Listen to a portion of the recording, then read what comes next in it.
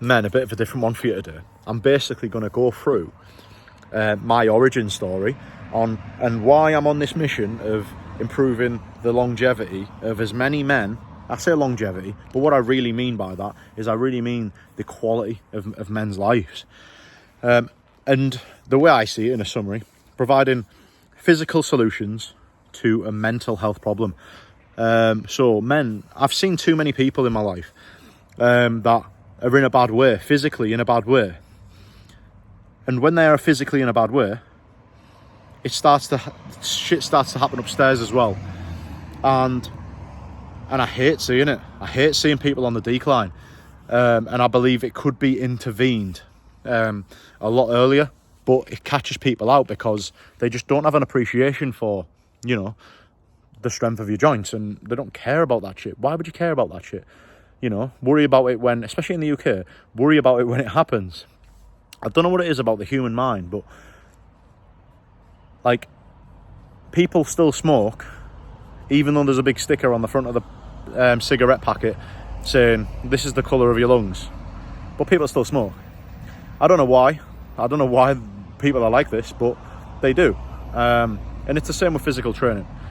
People are not interested. And anyway, I'm going to keep banging the drum. But why am I such on this mission? Firstly, my current main skill set is physical training. And why men over 40? So I believe men over 40 are at the biggest risk with all this type of stuff. And then why do I say that why do I say that I'm providing a physical training solution to a mental health problem? So I've got a full appreciation of the destruction that mental health problems can cause people. When I grew up, I had a mint upbringing with regards to my mum did her best, but she suffered from chronic depression and she battled with alcohol problems throughout all of my life until I can remember. You know, it started off small, you know, she'd hide drink and she'd be drinking, I could smell it, and she'd change and she'd start being... When people drink, they just become less like emotionally connected to, obviously, me as a growing up kid. My mum she just wouldn't be emotionally interested in me as a young kid, and I'd notice, and it's like, she'd just be asleep all the time, and I'm like, didn't like it. And you can probably imagine, I'd pour her booze out, and it'd cause absolute ruptions in the house. You know, she'd go on a warpath of smashing my guitars up and you know, ripping up my homework and, you know, just all the standard things that you'd imagine, which I say standard, but they're not really standard if you haven't really dealt with this problem. But anyway, other than that, when my mum was sober, I had the most normal upbringing ever. Like, my mum was like, there's all the money, you know. She didn't have a job. She was just a single mum. She was on benefits, and she provided me the best platform I could have ever imagined. And, you know, I had a great childhood, you know, socially with my mates. I used to play out and do all the standard things. We used to, you know, play football, play tennis. We used to go and climb on school roofs. We used to just go on like little adventures. When we were young, we used to get given the freedom. Now kids don't get given the freedom. Kids aren't allowed out the street nowadays. I don't know what it is about people and adults and families and dads and mums nowadays, but they don't give their kids the amount of freedom that we got when we were kids. And, you know, I live the fruits of that. Like, I've had an amazing childhood. You know, my friends amazing. Still talk to loads of them today. And, you know, the stories, they're still there, and they're still very, you know, they sit very well in my memory. But all of that, all the playing out, all the good mates and all the good friend groups, and I didn't get any bad crowds because I had an awareness of what was good and what was bad really early. And I think maybe my mum's battle with booze kind of set me up for the good and the right path. Now, everybody says, you know, some people follow in the same footsteps as, you know, their mum, their dad, whoever it might be. And I'm living proof that that's not true. You still have a choice at the end of the day. And I chose to take the good out of my mum, you know, the role model that my mum was, and disregard the bad and learn from the bad as well. And maybe because my mum battled with booze for so many years of my upbringing, I didn't want to go and drink with my mates. I was like, I couldn't think of anything worse. Do you know what I mean? Like, because I was already put off it. And then when I turned of legal age, I still wasn't really interested in alcohol. Yeah, I have a bit every now and again. You know what I mean? Like any normal adult nowadays. But maybe that was the reason. I don't know. I don't know the answers. I'm sharing my story with you. But what I will say to summarise up this point is I had a full appreciation of mental health and the destruction that it can cause the mind and families. My mum didn't have any family that gave a shit about her. My mum ended up with no friends. Now think about that for a second, right? Think about it. No family, no friends. Just existing. Fucking awful. Honestly, I cannot imagine a life without friends. Like, it's fucking ridiculous. And I've left school. Yeah, I got crap grades because I was looking after my mum. I missed half of my exams. So I went to college, started building myself up. And I was really inspired in college by a sport course. I started learning about the body and I started learning about basic levels of physical training and sport and stuff like that. I was really inspired by college. And college was the first time I had some really solid role models in my life. Some of my college teachers, unbelievable. Like every single one of them, I remember them, and I remember the value that they provided my life at that time. Because even though my mum she suffered from depression, she still offered a lot of value, as a typical mother would, and her DNA and all of her good things still live with me today. But I didn't really have any good role models. My granddad was just a typical granddad, old school, do you know what I mean? And they were the only two real role models in my life. My mum was a typical mother, and my granddad was kind of like my father figure. I didn't really have a father. I didn't have a dad. I've never met my dad. However, I have got his genetics, and I'm not complaining about those. Anyway, but my mum really struggled with depression, really struggled with the booze. Sometimes she was sober for months, sometimes she was drunk for months. And as you can probably imagine, I'd go to school with a brave face, go to college with a brave face. And when I went back, these are the battles that I was having with her, and sometimes it was amazing, sometimes it was terrible.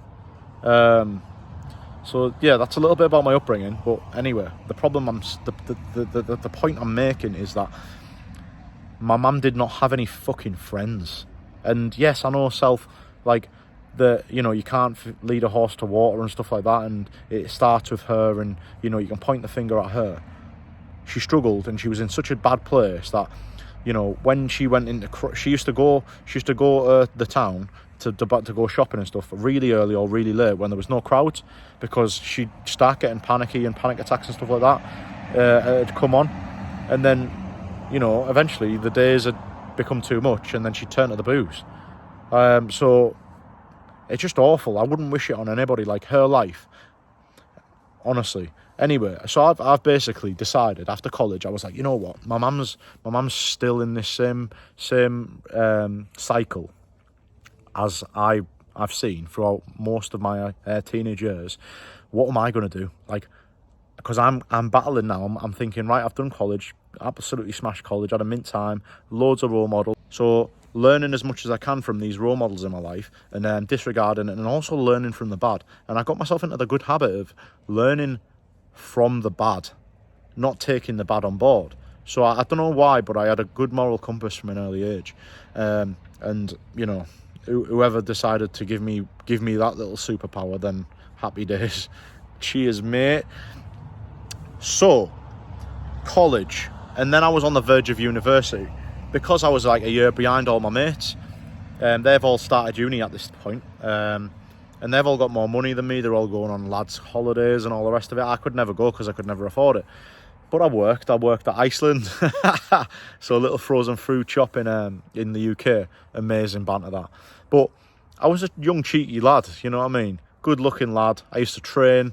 The sport course inspired me to start weight training when I was like 17-year-old, 18-year-old. Got in really good shape for a kid of that age.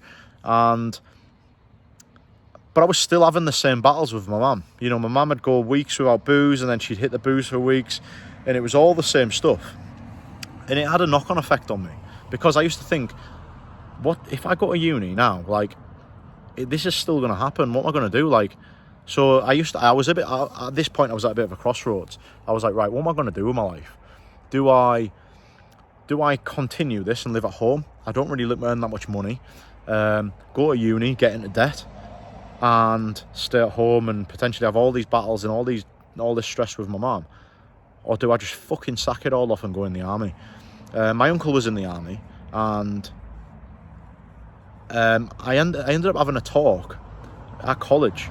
Some guy came in and he was like, you know what? He was like, oh my God, I run 1.5 miles in this time. You know, that's the same time as the paras, that. And I was like, what the hell's the paras? So he's basically, this random army man is like talking about the paras. And I'm like, you're running the same speed as the paras, but you're not in the paras. So I'm kind of like, it just made me a little bit interested in what the fuck's the paras. Is this man? I've got a grown army man in here talking about the paras and how fast they run. So I'm inspired anyway. You know, I've been to college. I'm starting to, you know, learn about the body, and I'm starting to train myself and stuff like that. I'm starting to get confident. But, you know, I'm having these battles with my mum. She's having battles with depression. And anyway, I've decided to go to my local recruiting office and inquire about joining the paras. And my mum's like, oh yeah, you know, absolutely buzzing. You know, she's absolutely over the moon that this is the choice I want to do. I've ended up going through the selection process and looking to join the paras. And I remember, like, the 3-day training course that the paras offer. I remember going back to Iceland on the weekend, and I had like a sprained ankle. I'd cracked my heel on my other foot. I could barely walk. And they were looking at me as if to say, what have you been doing? And I was like, it was the hardest 3 days of my life. Like, it's pretty cheeky, like. And I still remember it today. I still remember it now as being the hardest that was the hardest 3 days of my life. And rightly so, it's the frigging paras at the end of the day. Do you know what I mean? The paras are no jokers. But, so I've passed all the courses for the paras, and it's now official that I am going to start my basic training for the parachute regiment on a certain date. It was the 18th of November, 2012. And I remember my mum having a conversation with me. She was like, Paul, you know, son, she was like, I'm going to have to fucking get my ideas together when you go in the army, because I've got nobody to help me out. And I'm looking at her, I'm like, you're fucking right. Because with my mum, she tried many times. Like, she tried to build herself back up many times, and she just fell flat on her face over and over again. Honestly, over and over again. She started decorating a house. She had barely any money. She was decorating one of our houses. She got given a house off the council, and that's like the typical benefit of being in the UK. And she decorated it from top to bottom. You know, a few months later, we got burgled. They took the carpets. They literally took absolutely everything. So my mum, putting all that effort in, putting all of her heart and soul into this house, we ended up getting burgled. We ended up living in a B&B for 6 months to a year. We were classed as homeless. And all this is happening while I'm going to school and having a great time at school. My mum's boozing, depression. We end up getting a new house a few years later, and she started decorating. She managed to pluck up the courage and the motivation to do it again. You know what? I know we got burgled on the last one, son, but I'm going to make this our home, you know. I'm going to put the effort in. And I'm only a young kid. I'm like 12, 13 year old. I can't really help, do you know what I mean? So anyway, she rolls her sleeves up and she starts grafting. She starts doing this house. We get fucking burgled again. We got burgled again. Twice. So her confidence now, every time she tries to do something productive, she just falls flat on her face, wasting loads of money, struggling to make ends meet. And like, listen, I never once was without when I was a kid. Given all this, like, I could go into more details, but I was never without. She was an amazing woman. She was all I had. I had my granddad, who was my father figure. You know, my mum was my mother, and that was it really for me. But anyway, that's one. I'm just saying that my appreciation for mental health is fucking massive. Like, goes right into my core. Like, I want to help people in my own little weird way. I want to have a physical impact on their mental health. Anyway, so I joined the army, and I'm in the army a couple of years. I get a phone call, and it's off the council, my mum's local council, and they're like, Paul, your mum hasn't paid her rent last month. Do you know where she might be? And I was like, she's probably on a bender, she's probably drunk, blah de blah de blah, you know, giving them the story that the process that I've went through the past 20 years of my life.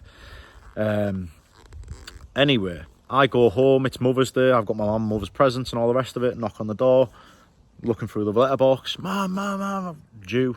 She didn't answer, so I'm fuming now. I'm thinking, what a frigging joke, you know, I'm in the paras, I don't come back home very often, she's mortal. Furious, go to my granddad's, slag her off to my granddad, blah de blah. Anyway, go back to Wales, where I used to work. A month later, council again. Paul, it's 2 months now, your mum hasn't paid her rent. And I was like, the penny dropped. And they said, do we have permission to break into the house? And I was like, it's your fucking property. It's your fucking flat. Anyway, next phone call I got, a couple of hours later, was off my Sergeant Major. And he stood there with the Padre. The Padre is like a vicar, but a military vicar, you know, like a priest sort of thing. And yeah, it was obvious what happened. My mum's dead. She's topped herself. The battle was too much. But to summarise it up, I always think about my mum as being the strongest person I've ever known, because how she lasted for that long with no fucking friends and no family that cared about her other than me was ridiculous. And every time she tried, she just fell on her face. Every time she tried, she fell on her face. So I've got a massive appreciation for mental health, and I do want to do my weird bit. So then I have to ask myself, what do I have to offer the world? And, you know, I have got my ways, I have got my certain skill sets, but the best skill set I have at the moment is, you know, my ability to train and coach men. Do you know what I mean? Women, yeah, I coach women, yeah, okay. However, I prefer men. I want to coach men. And I am coaching men. But the longevity, my longevity vision is about keeping men doing what they do for as long as possible, because a man's mission is so important. My mum lost her mission years ago, and she lost her friends and her family, and she just sat there lonely, like true loneliness. And I would not wish that on anybody, right? So a couple of years after my mum passed away, I've discovered Brazilian Jiu-Jitsu. It's something that I put off for years. Like, and I'm in the army, you know, I've got really close mates in the army that would do absolutely anything for me, and all the bravado and all the brotherhood that comes with being in the army, the community, working in high-performing teams, and all that stuff. But Brazilian Jiu-Jitsu is very similar to the army in that regard. And I've started to connect the dots, and I've started to think, I've started to notice, like, some of my mates that left the army have really struggled. And then I'm starting to think, my mama struggled. You know, are they struggling because they're lonely, they've lost the brotherhood, the community?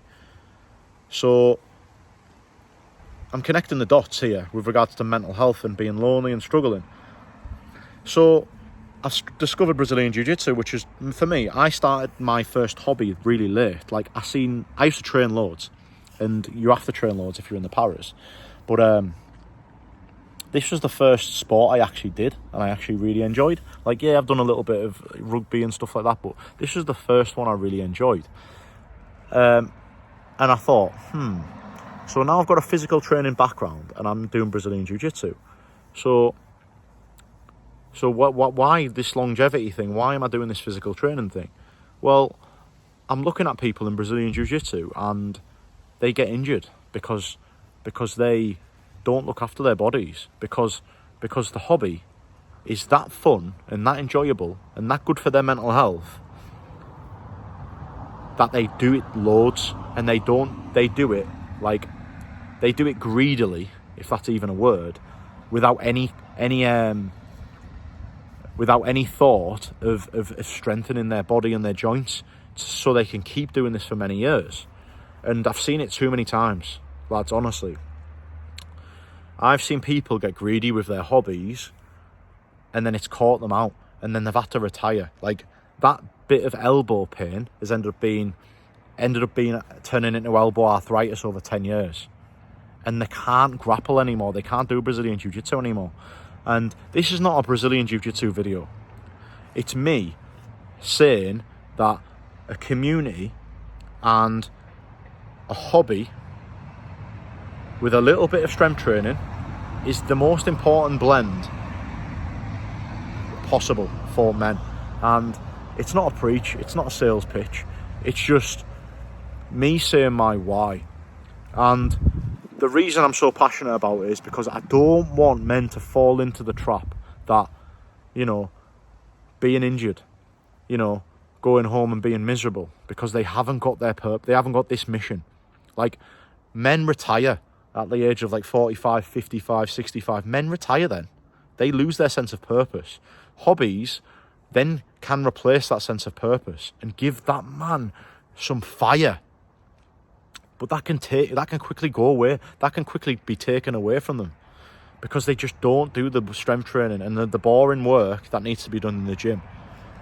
And then what happens? I would hate for men to be lonely because I've seen it happen. So I want to do my little bit, my unique thing, in order to help that to not happen. Men, I appreciate you. Got a little bit wobbly in the middle of the video, but if you stayed to the end of the video, then honestly, thank you so much. But in a nutshell, that is my unique way of saying why I'm doing what I'm doing. And my vision for the next 5 or 10 years is I want to expand the longevity program, the longevity coaching. Basically, it's me on a mission to keep men doing their hobbies for as long as possible. Do you know what I mean? And my unique skill set is where I can provide as much value for that as possible.